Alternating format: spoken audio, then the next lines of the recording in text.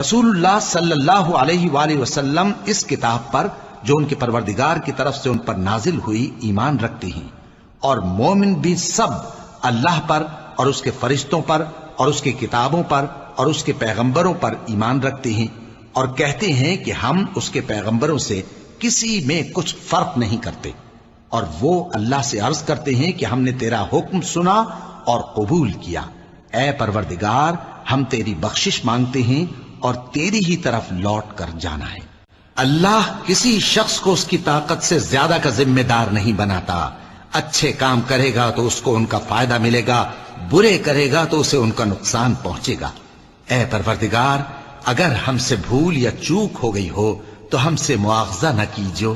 اے پروردگار ہم پر ایسا بوجھ نہ ڈالیو جیسا تو نے ہم سے پہلے لوگوں پر ڈالا تھا، اے پروردگار جتنا بوجھ اٹھانے کی ہم میں طاقت نہیں اتنا بوجھ ہم پر نہ رکھیو، اور اے پروردگار ہمارے گناہوں سے درگزر کر اور ہمیں بخش دے اور ہم پر رحم فرما، تو ہی ہمارا مددگار ہے، سو ہم کو کافروں پر غالب کر۔